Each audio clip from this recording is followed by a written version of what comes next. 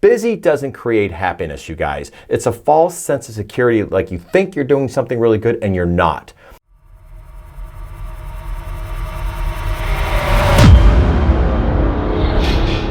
Hey guys, John Costigan. So want to do 3 things here really quick. Number 1, a great book recommendation, especially over the holidays. Great time just to chill out, read something you can't put down. That's number 1. Number 2, I'm going to show you the one lesson that I really got out of it. Number 3, I'm going to show you how I applied the lesson and how it's actually really helped me. So number 1, the book is this, The Traveler's Gift. It's by Andy Andrews. Probably one of the best 5 books I've ever read. And what the book is about very simply is this. It's about a gentleman who actually is going through a very tough time. He's in his 40s, and it doesn't matter. I hope I didn't lose the audience. It's in their 20s, because it's about the decisions that we make, the lessons that we learn, and how we overcome them. It's that simple, and it's really good. It's a great story. It's a story about this gentleman named David. He's lost his house. The book actually starts off, he's in front of the home looking at that he used to live in. So he's lost his home, he's lost his job, he doesn't have any money. His daughter ends up getting sick. He can't afford the surgery. His wife's crying, going, oh my God, David, what are we going to do? And when things really, really get bad, he's to the point where he's like, you know something, I just feel like I don't even have any purpose anymore in my life. So he gets in his car, he just starts driving, going, you know something, maybe I'm better off not here. Kind of like the movie It's a Wonderful Life with George Bailey, kind of going, I think I'm worth more dead than alive. So he gets in a car accident, he thinks he's dead, he wakes up, and he's sitting in front of Harry Truman, the 33rd President of the United States.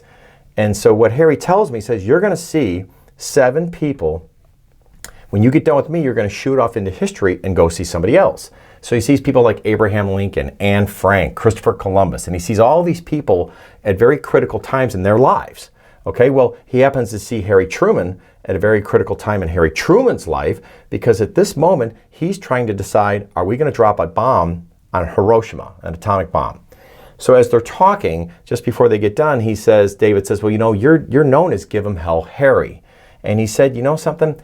I never gave anybody hell. I just told them the truth. They thought it was hell.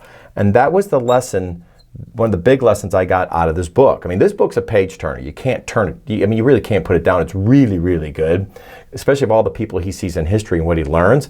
But one of the big lessons I got was this line like, you know, hey, I never gave anybody hell. I just told them the truth. They thought it was hell. And the reason why this meant a lot to me is because I felt that when I was on sales calls or just having very candid conversations with people, sometimes I'd be so candid, they'd get upset.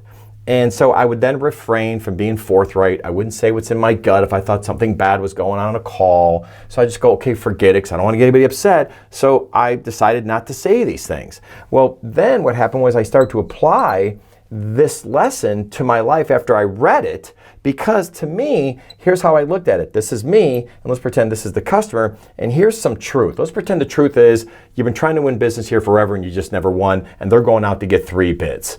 So now what I was doing, I had the courage, based on this book, I kind of said, you know, in this case, I'm going, hey, Bob, do you mind if I run something by you? And sure, I might use my technique of my biggest fear technique, but I started getting really good at this technique because I started believing in this lesson, and the way to apply this lesson was to use this technique. So I go, hey, Bob, can I ask you a question? My biggest concern is you're always talking about price, number 1. It's like the number 1 thing you speak about. We don't talk about service and support and trust.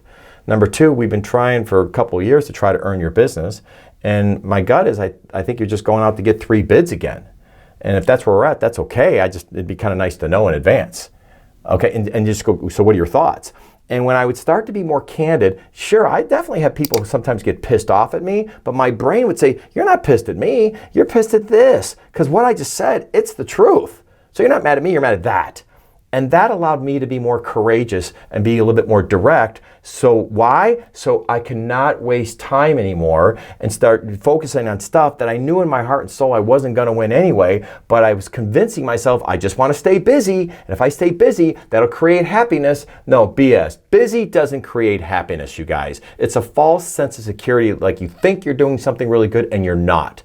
I don't care if you're busy. I care if you're smart. If you're smart and intelligent, I'd much rather have you do the job you can do in 2 hours instead of 8 hours.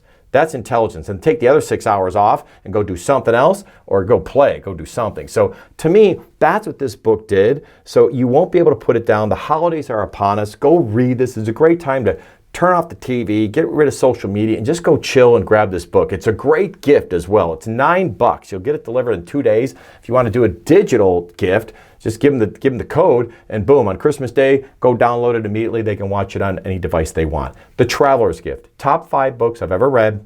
Wonderful story. You won't be able to put it down. It's a great read. I've probably given this book out, maybe 50 times I've given this book out over the course of my life. I don't think I've had anybody ever come back and go, they didn't like it. It's a great book. Have fun. See ya.